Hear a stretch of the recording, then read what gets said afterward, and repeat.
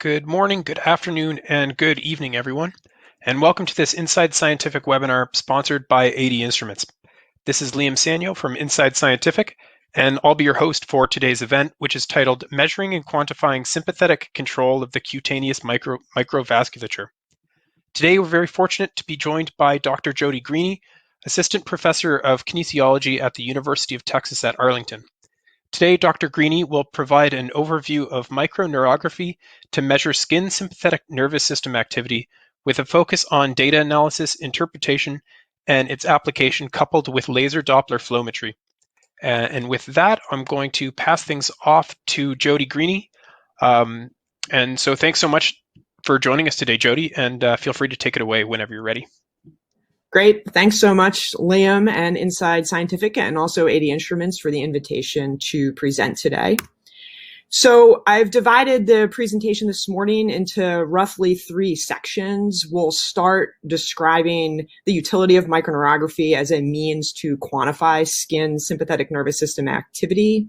I'll talk a little bit about some considerations related to the analysis, quantification, and interpretation of those recordings. And then the last third of the presentation, I'll really dive into some of the data that we've collected over the past several years in terms of applying these approaches to answer some pretty interesting research questions. So I'm a big fan of figures that speak for themselves. This is the annual global climate report from the National Oceanic and Atmospheric Administration for 2020. So shown on the x-axis is the change in mean global surface temperature. And on the y-axis is every year since they started collecting these data way back in 1880. And it should be fairly self-evident that in the past several years, the mean surface temperature of the planet continues to warm at an exponential rate, really. I think calendar year 2020 will be remembered, obviously, for a lot of things. One of them should be that it's the second warmest year in the 141-year record. And in 2020, each monthly temperature for the months of January through November ranked among the 4 warmest on record for their respective months. So climate change is the biggest global health threat of the 21st century, and it will continue to result in more intense, more frequent, and longer lasting extreme weather events, all of which have dire implications for nearly every aspect of human life. So the relation between heat waves and increased morbidity and mortality is fairly well documented in the literature. So this figure is adapted from a study done by Kaiser et al., who re-examined all-cause and cause-specific mortality during the 1995 Chicago heat wave. So during this heat wave, the highest temperature that was recorded is shown in the dotted black line at the top of the figure. The highest temperature was 40 degrees Celsius, which is approximately 104 degrees Fahrenheit.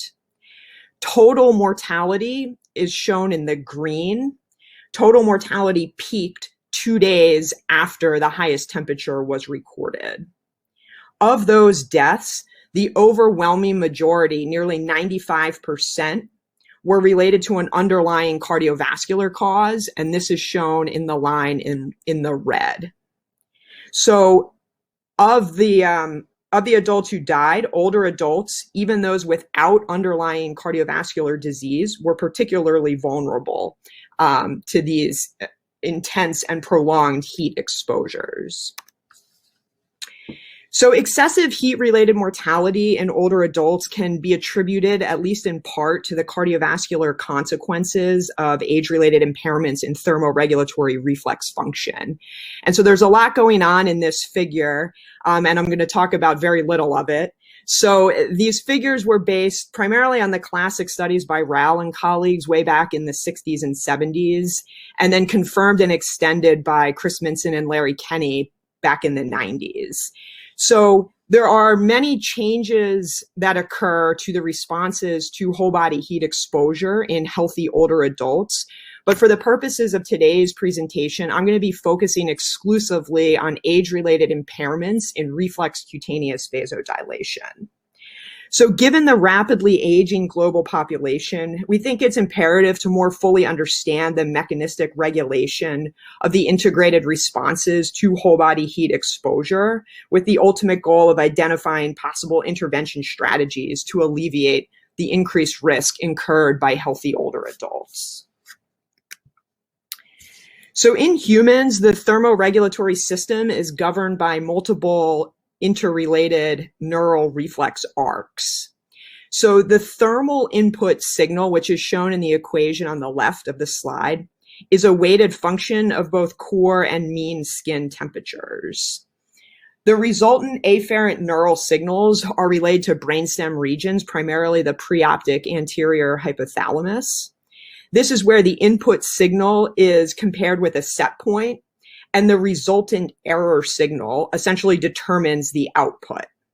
So the central integration of this thermosensory input ultimately results, in the case of whole body heating or whole body cooling, in an increase in efferent skin sympathetic nervous system activity, which then determines the onset and gain characteristics of the thermoeffector organs. So this is namely going to control vasoconstriction and piloerection in the cold, and vasodilation and sweating in the heat. So now I've talked about climate change enough. Now we're going to talk more in detail about microneurography as a methodological approach to measure skin sympathetic nervous system activity.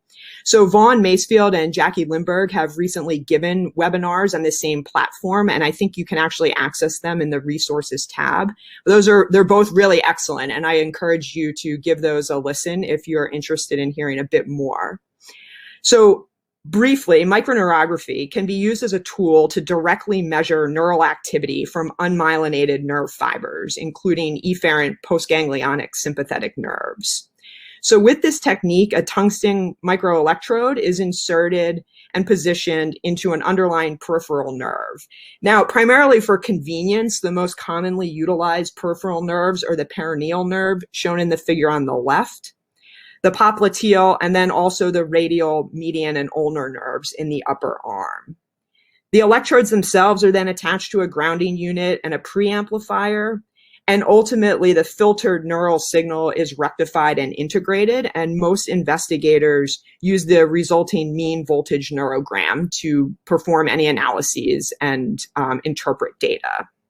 So I did just want to show a picture in the figure on the right of the fact that some investigators have more recently adopted the use of ultrasound-guided microneurography to aid in the location of these peripheral nerves. This is a helpful procedure to use, particularly in populations in which the nerve may be more challenging to access, for example, obesity. However, I do want to note that the ability to use ultrasound to help find the peripheral nerve does not in any way replace the need for basic training in the microneurographic technique itself. So the two most commonly utilized systems to record sympathetic nervous system activity are the nerve traffic analyzer from Iowa Bioengineering, shown on the left, and the NeuroAmp from 80 Instruments, shown on the right. Of these, to our knowledge, to my knowledge at least, only the NeuroAmp is currently commercially available. So multi-unit sympathetic activity occurs as bursts of impulses separated by silent periods of varying duration. So this is shown in the green for the raw filtered signal, and then in the pink for the rectified and integrated mean neurogram. Several distinct anatomical features make these recordings possible, and these distinctions also allow for single unit recordings from one fiber or multi-unit recordings from several fibers simultaneously. Vaughn Macefield is an expert in single unit recordings, and he's published several excellent review articles. The rest of the presentation today is going to focus exclusively on multi-unit recordings of efferent skin sympathetic nervous system activity. So I'm going to show a little video just to give a sense of what these data look like in real time. I will say I've been doing this technique for a little over 10 years at this point, and it still is very exciting every time I get a nerve recording, and you can hear the properties of those of the bursts of activity occurring. So I think this is, and of course I've self-selected a very high quality neurogram. This is one of the better signals that I've obtained, but you can very clearly see large and clear bursts of efferent sympathetic nervous system activity that occur both as single bursts and then also couplets and triplets, etc.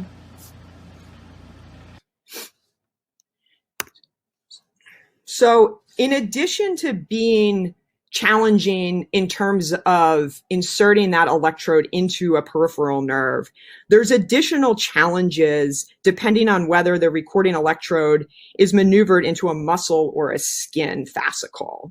So one nice thing for investigators doing this technique is that muscle and skin bursts have different morphologies and temporal patterns and can be elicited by distinct stimuli. So I'm highlighting muscle sympathetic nerve activity on this particular slide. So multi-unit bursts of MSNA are short-lasting and display pulse synchronicity. Furthermore, these rhythmic bursts occur during spontaneous reductions in arterial blood pressure. And I'm highlighting this in the red box. So if you look at the beat-to-beat arterial blood pressure trace in the gold, you can see that as blood pressure is waxing and waning, this directly corresponds to increases and decreases in neural traffic, shown in the pink. MSNA is also responsive to both breath holds and Valsalva maneuvers and is not responsive to arousal stimuli. Skin sympathetic nerve activity, on the other hand, the bursts are much more variable in shape and are of longer durations. They also display much less cardiac rhythmicity, and spontaneous volleys of bursts can occur independently of fluctuations in arterial blood pressure. So I'm highlighting this in the red box. In this particular file, the beat-to-beat arterial pressure is shown in the pink, and the integrated Ssna recording is shown in the blue. And what I'm hoping to make clear is that the volley of bursts of Ssna are occurring in the absence of any change at all in the beat-to-beat blood pressure. Skin sympathetic nerve activity is also very responsive to arousal stimuli, deep inspiratory breaths, and changes in skin temperature. And as with MSNA recordings, afferent discharges can be elicited and used to confirm a recording. The afferent, or the area of neural innervation, is the dorsum of the foot and the lateral aspect of the lower leg. So because this technique can't get challenging enough, it's also common to receive interference from one or the other type of neural recording when performing the technique. So these mixed recordings are, again, one of the many technical challenges associated with microneurography. But given the differing characteristics that we just discussed on the previous two slides, coupled with MSNA and Ssna being responsive to discrete stimuli, illustrate not only that the sympathetic nervous system is highly differentiated, but also that we can target investigations to examine skin-specific reflexes and control mechanisms. So I'm going to talk a little bit in the next several slides about our laboratory's approach to measuring Ssna during whole body thermal perturbations. So a variety of methodologies have been used to both passively heat and cool individuals. The focus today is going to be on the use of water perfused suits, simply because that's what we use, and also it's relatively common in the field. So these water perfused suits are neoprene suits that have individual small tubes sewn into them, which you can see in this picture, sort of. I wish I had a laser pointer, but hopefully you can see the individual tubes. We can then perfuse circulating water of whatever temperature we want through the suit. In terms of our whole body heating studies, we perfuse 52 degrees Celsius water through the suit.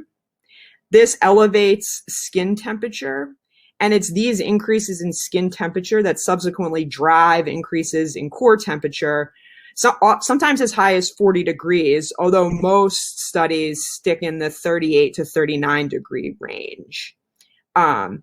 Importantly, in terms of understanding Ssna and the control of reflex cutaneous vasodilation, one advantage of using the water perfused suit model is that it permits the evaluation of skin blood flow in areas that are not covered by the heating source. So, for example, the lower leg or the arm.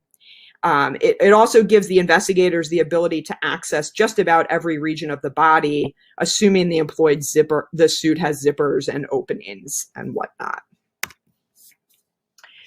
So this is now a picture of our experimental setup for measuring Ssna during whole body heating and whole body cooling.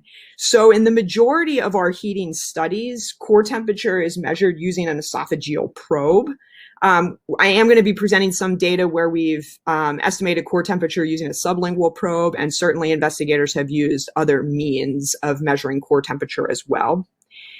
We also continuously measure skin temperature using thermocouples affixed to the surface of the skin. We've talked ad nauseum already about the measurement of sympathetic outflow using microneurography. This is shown in the green box on the individual's lower left leg. We couple this with assessments of thermoeffector output. And again, because Dr. Kenny's lab has historically been interested in understanding reflex cutaneous vasodilation, we measured that exclusively and not sweating. So we use laser Doppler flowmetry to estimate red cell flux. And importantly, this allows us to isolate reflex mechanisms because we're able to clamp the local temperature at thermoneutrality where those laser Doppler flowmeter probes are. And of course, we continuously measure heart rate and blood pressure throughout these protocols. During whole body heating studies, in order to maximize the increase in core temperature, we also have the subject wear an impermeable suit over top of the water perfused suit. And this is simply to prevent the evaporation of sweat. So shown on the bottom in the green is a representative tracing of Ssna at baseline on the left. So again, the burst characteristics should look fairly similar to the characteristics that I described for you several slides previous. And then shown on the right is the Ssna response to a whole body heating protocol that was designed to elicit a 1 degree Celsius increase in core temperature. And so the point that I'm hoping to make in that condensed figure on the bottom right is that the density of the green color gets much more pronounced as you move from left to right. So as the body gets hotter, Ssna is going up. And that's happening not only from an increase in burst frequency, but also an increase in burst area. So the bursts are getting larger as well. And I do want to make the point on this slide that an additional challenge, at least that we've run into with skin sympathetic nerve activity, is that the bursts appear morphologically different during cold stress and during heat stress. So at thermoneutrality and during cooling, the predominant bursts are wider and have a longer duration. They look a lot like the large bursts shown in the lower left figure. In contrast, during whole body heating studies, the bursts actually appear much shorter in duration than what's observed during normothermia. And in our hands, at least, during passive heating, bursts of Ssna actually appear morphologically similar to recordings of MSNA, which is challenging as an investigator when you're pretty sure that you have a quality skin nerve recording, and then you begin your heating protocol, and all of a sudden the bursts look just like MSNA. It can be a little bit disorienting. Although I will say this observation is consistent with published original Ssna recordings from several other laboratory groups, so it seems to be fairly consistent. So I'm showing here another video taken during a whole body heating study. So there's actually be two video clips right in a row. The first is just showing the setup of the microneurographic system and the electrode in the participant's lower leg. The second is going to show data being collected into our data acquisition system in real time. The caveat that I'll make on this slide here is that these videos were never recorded with the intention of being distributed to a large audience. So they are not high quality videos, and I was like walking around with my phone. So it's going to look a little bit jerky, but hopefully it makes the point. It makes the point about how challenging these studies can be, not only for the investigator, but also for the participant. So it looked like several people in the poll at the beginning of the presentation have been fortunate enough to participate as a subject in these types of studies. It's not comfortable. I mean, we're not allowing them to evaporate any sweat. They also have to remain still and relaxed for the duration of the experiment, which can be challenging as well. Shown in this video now is the neural signal being recorded, and I think it will be fairly obvious to see in the blue tracing that some bursts look just like the skin bursts that we're used to seeing. They have multiple peaks, they're of varying duration. On the other hand, some bursts are going to look a whole heck of a lot like muscle sympathetic nerve activity bursts. But regardless, this is a fairly good recording in terms of signal quality. And you can see, obviously, we're also measuring oral temperature in this particular experiment using a sublingual probe. One of the challenges for investigators doing these sorts of studies is that unlike other perturbations, for example, hand grip exercise, there's no opportunity to adjust the electrode if the position moves throughout the experiment. In other words, once you begin heating the participant, you're really kind of locked into whatever recording you have with no time to make any adjustments if you happen to lose the signal or if the participant becomes uncomfortable and develops some underlying muscle tension. So that's just an additional challenge to keep in mind as I'm discussing the data from these studies. So in addition to the methodological challenges with acquiring the signal itself, we also have to discuss some of the complexities and limitations associated with the analysis of Ssna. So MSNA is dominated by sympathetic vasoconstrictor impulses that yields a highly pulse synchronous bursting pattern, and the analysis is relatively standard. On the other hand, the activity of multi-unit Ssna bursts can comprise vasoconstrictor, pseudomotor, piloerector, and possibly even vasodilator fibers. And so the structure of these fibers may or may not be distinct. So in other words, any alterations that you observe in efferent Ssna may involve changes in both the number of bursts as well as the relative contribution of the various impulse types. Because multi-unit recordings of Ssna contain a mixture of various fiber types, it's also very unlikely that there's a specific site from which activity of only one unique fiber can be isolated and recorded. So this inability to account for the fiber composition of a multi-unit recording, coupled with the inability to determine the location of the microelectrode tip relative to the neurons being recorded, makes the comparison of baseline Ssna activity between subjects on different visits or within the same subject on different visits impossible. So longitudinal changes in Ssna within a single experiment are the more commonly assessed parameters in the literature. Lastly, as we've discussed already, the burst pattern of Ssna has no apparent cardiac rhythmicity, and the bursts are of irregular shape and duration. Given this morphological variability in burst, for example, a single wide burst with multiple peaks is a common occurrence, the quantification of Ssna burst frequency is very difficult.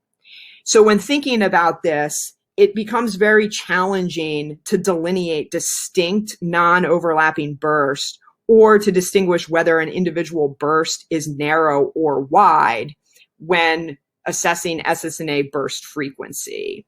So although comparisons of burst frequency of Ssna between individuals and also between groups appear in the literature, caution should be used when interpreting those findings, given the potential for multiple fiber types that we've already talked about, as well as the irregular nature of Ssna bursts. So to circumvent some of these issues, it's most common to assess total integrated Ssna. And the way that this typically is conducted is the signal is normalized to a baseline value, which can then allow for the within subject assessment of responsiveness to a given stimulus. So the first step in this procedure is to quantify total integrated Ssna as the sum total area of all bursts during a given time epoch of interest. The next step is the normalization to baseline. So in the literature, there's three common approaches for baseline normalization. The first is shown in green. This is perhaps the most common. So for this analytical approach, bursts are identified, and then the total activity or the area under the curve is calculated for all of the bursts within a given segment. Once that's determined as essentially being the mean strength of the signal, then that baseline segment is oftentimes assigned an arbitrary value of 100 or 1,000 units, for example. Ssna is then Ssna that's recorded during a subsequent provocation is then analyzed as a change from that normalized baseline value. The second normalization technique is shown in the red. So this technique's less commonly used, but investigators have attempted to calibrate the full range of the Ssna signal on a scale of 0 to 100 or 0 to 1,000 arbitrary units, where 0 represents the absence of neural activity and 100 or 1,000 units represents the tallest spontaneous burst that occurs without any stimulus. The last technique, or the last approach to baseline normalization, is shown in the blue. And this involves identifying a baseline segment that contains a long non-bursting period and then calculating the mean voltage of that period. So essentially setting a baseline in the absence of Ssna burst to 0 arbitrary units. And then the area of integrated bursts above this baseline can be measured during a sympathetic stimulus. Regardless of which of these normalization approaches is utilized, the third step in data analysis would then be to assess responsiveness of the signal relative to that baseline. And I also just want to make the point that some investigators have attempted to better understand the central mechanisms governing Ssna burst and variability using what I call fancy mathematical approaches, some of which are listed here. I will say that relatively few studies have used these types of assessments of Ssna, and as such, the results are difficult to compare across studies. So we've now entered the last third of the presentation, where I'll take everything I've discussed in terms of technically obtaining a microneurographic signal of Ssna and then analyzing it. And now we're going to apply it to better understand thermoregulatory control of sympathetic nervous system activity in aging. So shown at the top of the screen are the experimental paradigms that we use for our whole body heating and whole body cooling studies. For the heating studies, we collect baseline data at thermoneutrality and then oftentimes heat subjects to an increase in core temperature of 1 degree Celsius. The cooling studies, on the other hand, thermoneutrality is, again, we collect baseline data during thermoneutrality and then impose a cooling stimulus to elicit a decline in mean skin temperature to 30.5 degrees Celsius. So shown in the panel on the left is total Ssna throughout the whole body heating protocol, shown on the x-axis. Heating is a very powerful sympathoexcitatory stimulus, and we see robust and large increases in Ssna in both young and older adults. However, the increase in Ssna during whole body heating is substantially blunted in healthy older compared to young adults. The findings are similar during whole body cooling, induced reductions in skin temperature.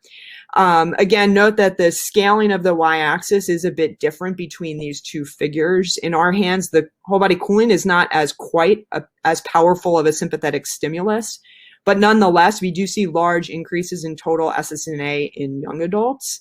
And this response is nearly absent in healthy older adults. Again, demonstrating that thermoregulatory control of Ssna seems to be blunted in aging. So now if we come back to our working model, I now want to weave in the thermoeffector organ side of the equation. So I've showed you and hopefully convinced you that efferent skin sympathetic nervous system outflow is blunted in response to temperature stimuli in older adults.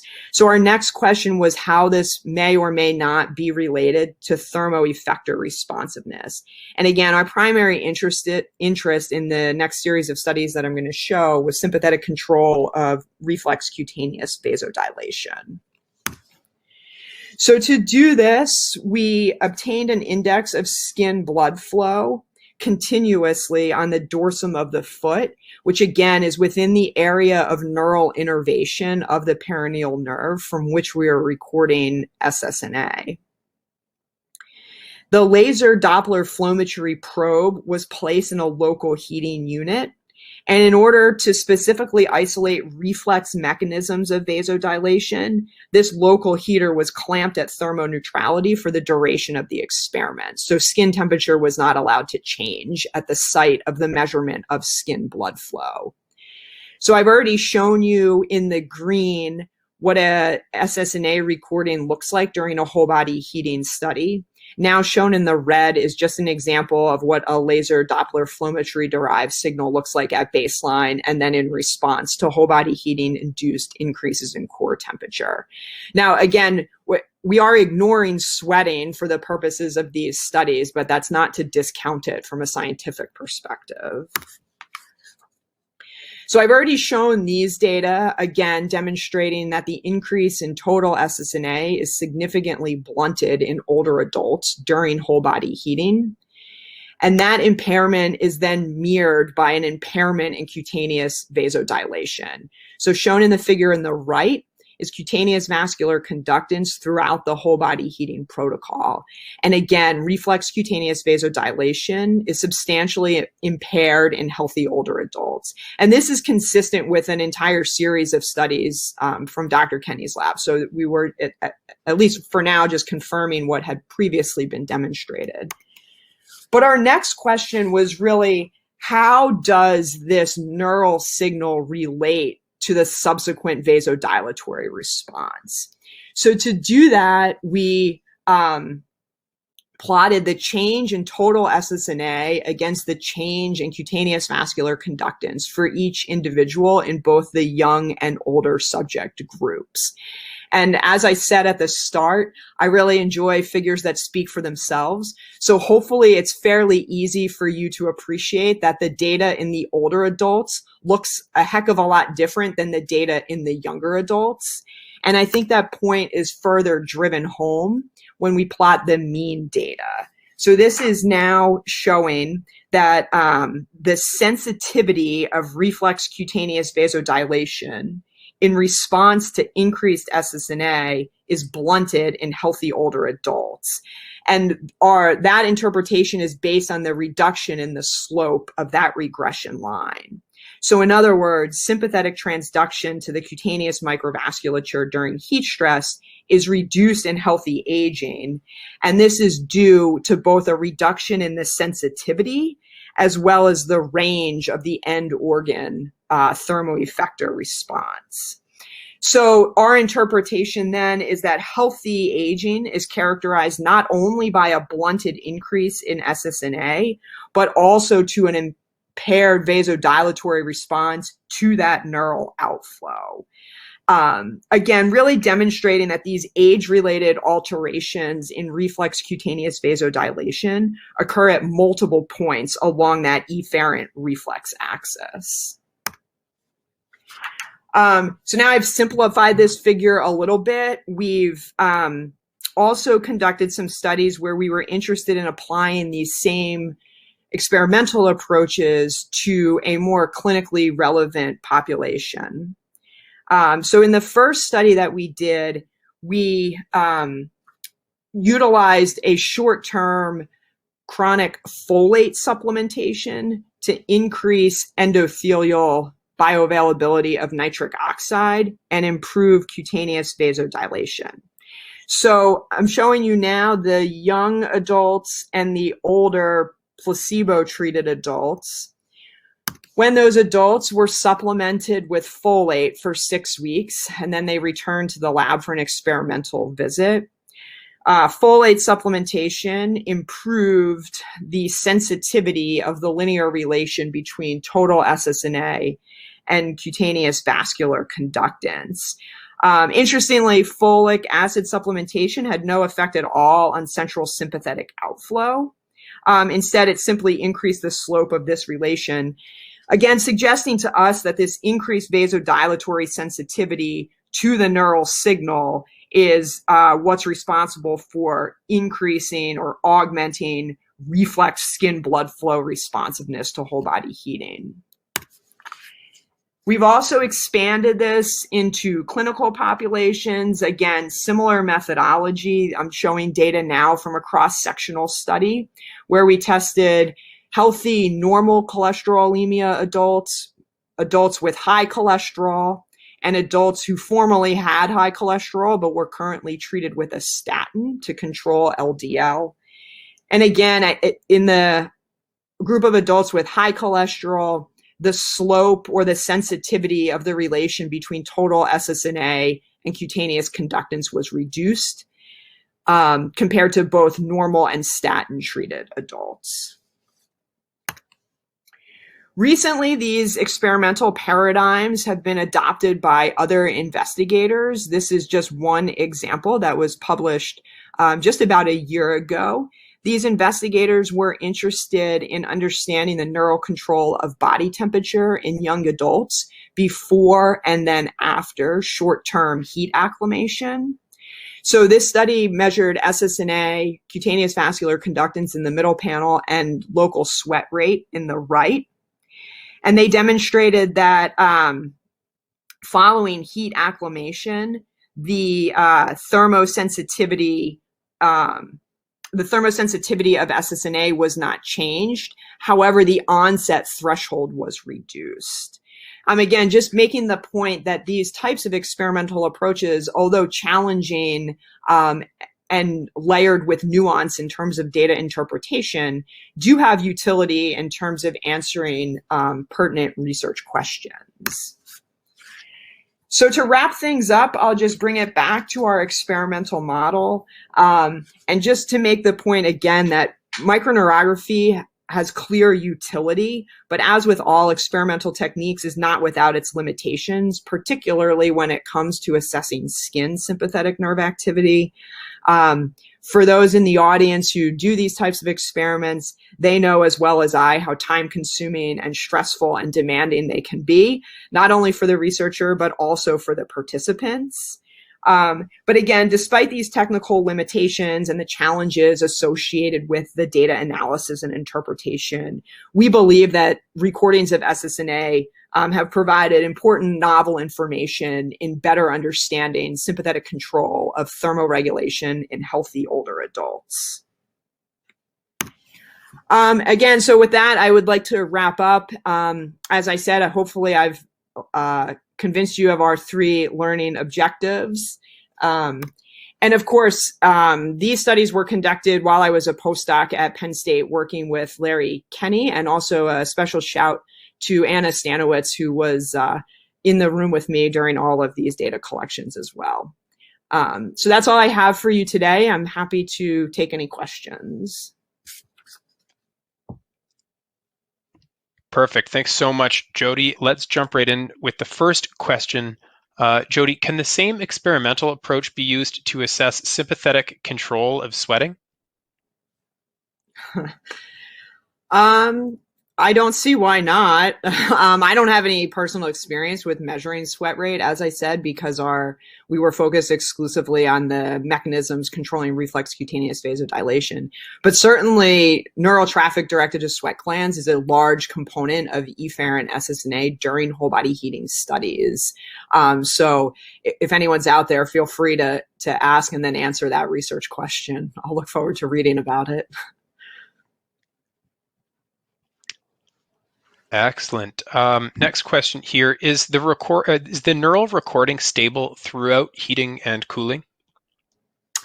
Yeah, so that's a good question that I alluded to a little bit during when I was playing those videos. These are some of the most stressful experiments as a microneurographer that I've been in, because once you flip to the other water tank of either hot or cold water, you've really reached like the point of no return in terms of making fine adjustments to get a better quality signal, especially if the subject like shifts or coughs. During the whole body heating studies in older adults, the older men in particular always fall asleep and they like jostle themselves awake. So when that happens, it's really incredibly frustrating. We do our very best as investigators to make sure that the participant is relaxed and awake for the whole experiment to minimize any sort of reductions in signal quality or shifts in electrode position. But unfortunately, they happen and you just kind of have to deal with them. Excellent. Great answer. Here's a good question from Natalia, who's asked, does skin color influence laser Doppler measurements? That's actually a really good question, and I am not going to be the expert to answer that for you. I know that there have been some laser Doppler flowmetry derived studies of skin blood flow from both Larry Kenny and then also Matt Brothers in the recent years. I apologize for not being up to date enough to be able to give you an answer on what they tell you. But I would start with a PubMed search of those two investigators. They should have some studies of skin tone and Caucasian versus African American in terms of skin blood flow responses. Great. Perfect. Here's a good question. How do you differentiate Ssna from cutaneous, afferent, or motor fibers? So this is an interesting question. So we've actually tried to do things to elicit an afferent signal, and we've been completely unsuccessful. So obviously you can get an afferent response when you stroke, for example, the dorsum of the foot. You see the very clear afferent signal. We've tried to activate that separately using air. We've blown cold air on the foot. We've used menthol gel, and we've been unable to elicit an afferent response, at least in terms of the multi-unit recording. So I'm not sure if we'd have to talk to an expert on kind of the more nuanced types of recordings or like filtering that you can do to maybe drill down to the afferent signal. Motor units, you just kind of have to learn to deal with and do your best to make the subject comfortable to eliminate any interference from any motor nerves that you might be picking up. They're going to like really cloud signal quality and really make your data unusable.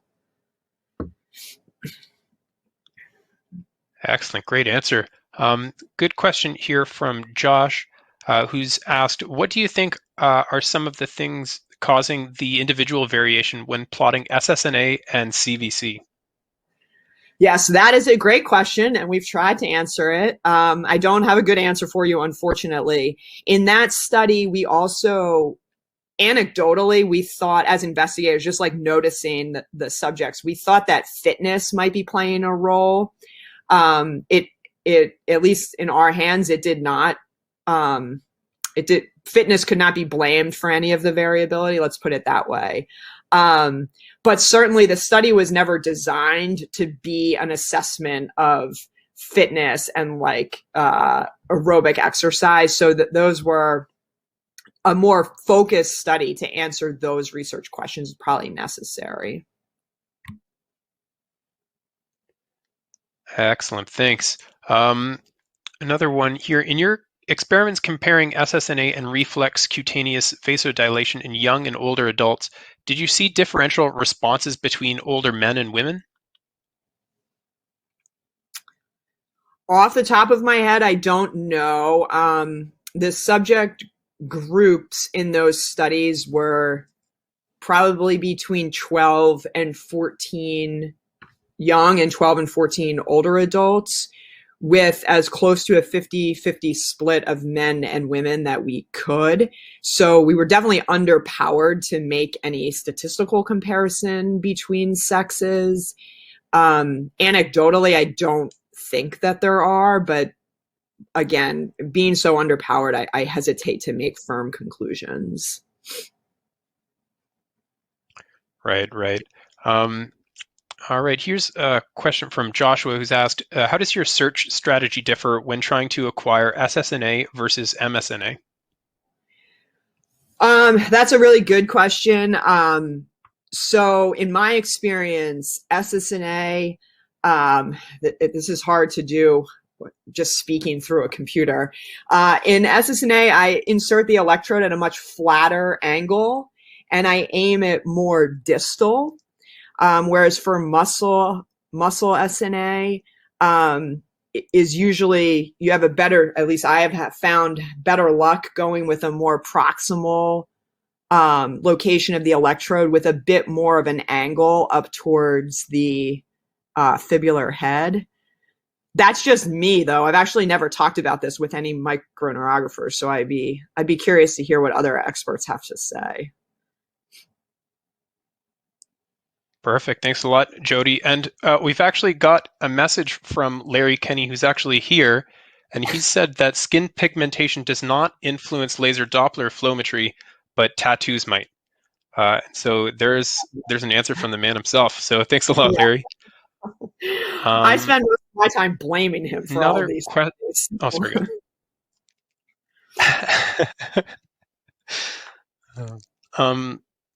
All right, new question for you, Jody, from Noah, who says, coming from someone without much background in Ssna, is there any parallel to be drawn between systemic Sna and cutaneous Sna? And in other words, can Ssna be used as a surrogate measure of Sna to other organs? No. So no, I mean, an Ssna, if you're recording from a skin nerve, you're presumably recording neural traffic directed to the cutaneous vasculature. So it cannot be extrapolated to any other organ systems. And in fact, oh wow, this is now stretching my memory. So we've done recordings of Ssna during whole body cooling, and in the same individuals, we've also performed recordings of muscle Sna during whole body cooling.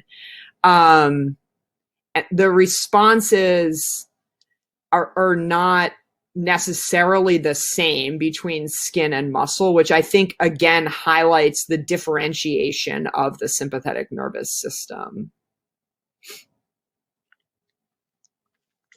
Perfect. Thanks, Jody. Question here from Brooke. When you obtain a nerve recording, will you always have a mix of Ssna and MSNA, or will you usually see one or the other? Microneurography to me is like Murphy's Law. If you have a protocol where you're targeting muscle Ssna, without a doubt, you're going to get the most beautiful skin recording ever. And then that's where it just takes those micro manipulations of the position of the electrode to kind of parse out one signal versus the other. In my opinion, the mixed sites are literally the worst thing that you can have happen because they're completely unusable. I mean, you can't, at least to my knowledge, you can't do a protocol with a mixed neural site. I'm not sure what that would mean for you in terms of data interpretation. The way that we designed the studies at Penn State was most participants came to the lab for 2 separate study visits. On one of those, well, on their first visit, I went with whatever I got. So if it was muscle, we did the muscle protocol. If it was skin, we did the skin protocol. It's on their subsequent study that the pressure was on me to get the opposite of what I got on their first visit. These were the studies that really solidified to me the importance of keeping a good laboratory notebook. I take like crazy notes about the individual's anatomy, what I think about where the muscle versus skin may be, how comfortable or uncomfortable they weren't, to really do everything I could to increase my chance of success on the second visit. All right, great answer and some really nice tips there. Here's a question from Paolo, who's asked, I'd like to know whether skin vasoconstriction is induced only by the sympathetic nervous system or by things like vasopressin.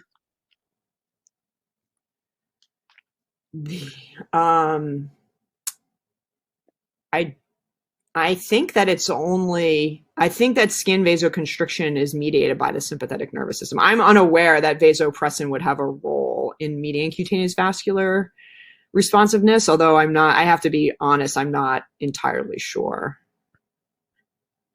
Certainly there's a variety of neurotransmitters that are responsible and contribute. I mean, constriction, at least, there's norepinephrine, of course, but there's also NPY. There's some evidence that ATP plays a role in eliciting the constrictor response. But I'm not sure on other hormones. Right, okay. Another question here from Yuan, who's asked, should you expect a decrease of sympathetic activity during heating? So that's a good question. And in fact, there is some evidence out there in the literature to suggest that Ssna declines at the onset of heating, which is thought to represent the withdrawal of vasoconstrictor tone. We never saw that. Maybe in a handful of older adults, we never saw a decrease. Maybe it just didn't increase from baseline until they got to about 0.4 or 0.5 degrees Celsius above thermoneutrality. In most of the healthy young adults, anecdotally at least, when the hot water touches their suit, within like 3 or 4 minutes of it circulating, we started to see large increases in Ssna. Some of the differences between what we would observe and the published literature is the approach used to whole body heat the subject. So a water perfused suit in our hands versus sitting passively in an environmental chamber on the other hand. The stimulus is just much less severe. Right. I think we have time for just a few more questions here. Anthony has asked, what are common time delays between spontaneous changes in Ssna and observed vasodilatory responses? So we have not performed those studies, so I'm not entirely sure.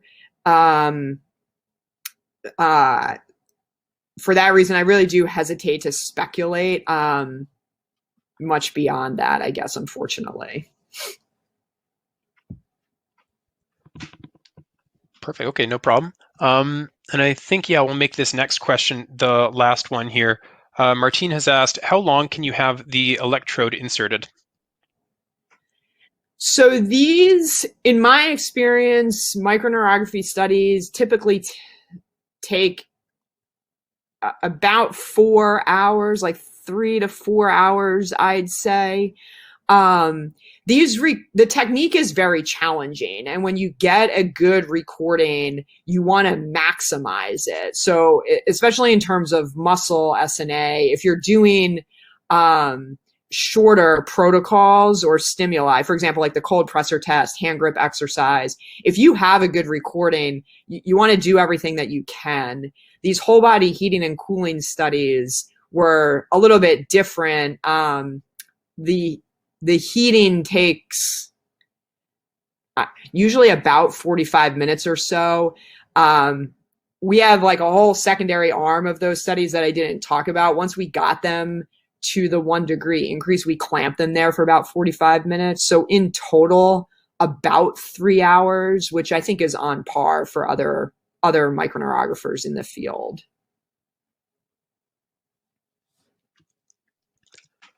All right, excellent. Well, Jody, thanks so much for the really excellent presentation and your great insights during the Q&A session today. It's been a real pleasure having you with us.